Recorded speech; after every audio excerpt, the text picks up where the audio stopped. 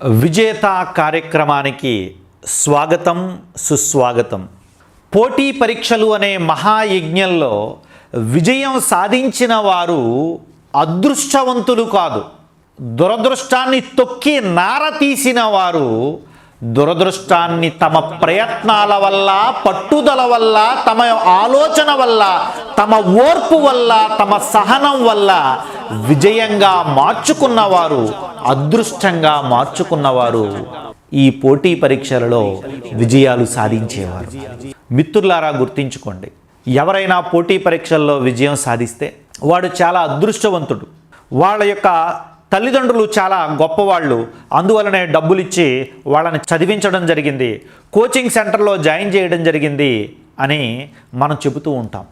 కానీ ఇప్పుడు నేను చెప్పబోయేటటువంటి వ్యక్తి దురదృష్టానికి కేర్ ఆఫ్ అడ్రస్ లాంటి వ్యక్తి అయినప్పటికీ కూడా తన యొక్క దురదృష్టాన్ని అదృష్టంగా మార్చుకున్నటువంటి వ్యక్తికి ఈవిడ పేరే ఆశా కుందారా. ఈమె రాజస్థాన్లోని జోధ్పూర్ ప్రాంతానికి చెందినటువంటి మహిళ. దాదాపు 12 ఏళ్ల వయసులో ఈమెకు వివాహం అయిపోయింది. వివాహం అయిన తరువాత ఈవిడకు చిన్నప్పటి నుంచి కూడా చదువుకోవాలి అనే తపన ఉండేది. వివాహం అయింది, భర్త, అత్తగారి ఇంట్లో వాళ్ళు ఎవరూ కూడా ఈవిడ చదువుకి సహకరించలేదు.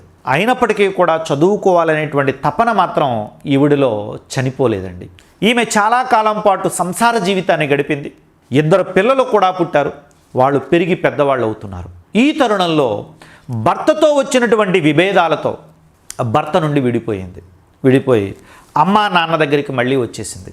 2 పిల్లల్ని పట్టుకుని తల్లిదండ్రుల దగ్గరికి వస్తే తల్లిదండ్రులు ఆదరించారు, కానీ పిల్లల్ని పోషించుకోవాల్సిన బాధ్యత ఆవిడదే కదా. అందువలన ఆవిడ ఏం చేసింది అంటే స్వీపర్గా పనిచేయటం మొదలుపెట్టిందండి. జోధ్పూర్లో స్వీపర్గా పనిచేసింది, రోడ్లు తుడిచేటటువంటి పని చేసింది.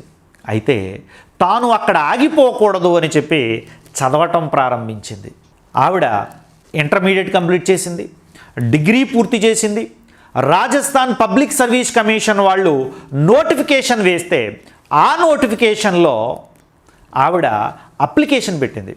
2018లో నోటిఫికేషన్ పెడితే ఒకవైపు ఆవిడ స్వీపర్గా పనిచేస్తూ మరోవైపు ఈ పరీక్షకు కావలసినటువంటి పుస్తకాలన్నీ తెప్పించుకుని చదవటం ప్రారంభించిందండి.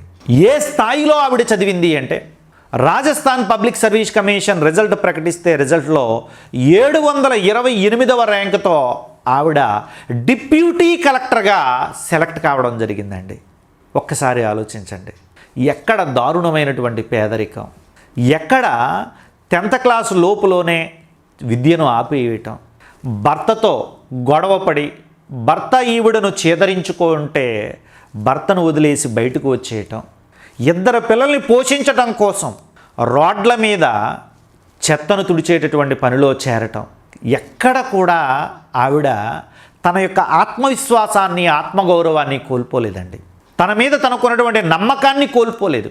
ఎప్పుడైతే నీ మీద నువ్వు నమ్మకాన్ని కోల్పోయావో అప్పుడే నువ్వు ఓడిపోయినట్టు లెక్క.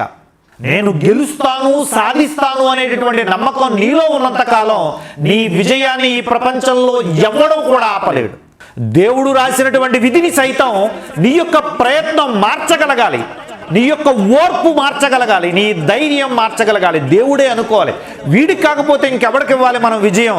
ఇంత అద్భుతమైనటువంటి ప్రయత్నం చేస్తున్నాడు, ఇంత అద్భుతమైనటువంటి సహనాన్ని కలిగి ఉన్నాడో, ఎట్టి పరిస్థితుల్లో ఏం కోల్పోవడానికైనా సిద్ధపడ్డాడు తప్ప విజయాన్ని వదలడానికి మాత్రం ఇతడు సిద్ధపడలేదు అని చెప్పి దేవుడు సైతం దిగి వచ్చి విజయాన్ని అందించగలిగేటటువంటి స్థాయిలో మన ప్రయత్నం ఉండాలండి. ఇప్పుడు చెప్పండి మిత్రులారా, పోటీ పరీక్షలకు ప్రిపేర్ అవుతున్నటువంటి విద్యార్థులారా, లేదా జీవితంలో ఏదో ఒకటి సాధించాలని చెప్పి ఏ వృత్తినో వ్యాపారాన్నో చేపట్టినటువంటి యువకులారా, ఈవిడి కంటే మనం ఎక్కువ సమస్యలు, ఎక్కువ కష్టాలు, ఎక్కువ దురదృష్టాన్ని కలిగి ఉన్నామా? లేదు కదా.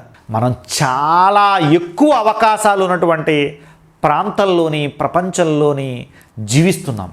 కాబట్టి ఈ అవకాశాలను అందిపుచ్చుకోండి, మీ ఆశయాలను సాధించుకోండి, విజేతలుగా నిలబడండి. Thank you. జై హింద్. मैं तो यही चाहूँगी, मैं ये नहीं कहूँगी पर्टिकुलर मैं अपने समाज के लिए XYZ जो भी हो, जो इंसान सफ़र करेगा, मैं जहाँ तक उसकी हेल्प कर सकती हूँ, उसका अच्छा कर सकती हूँ, उसको कोई बात दे सकती हूँ, एज़ पॉसिबल मैं वो करूँ.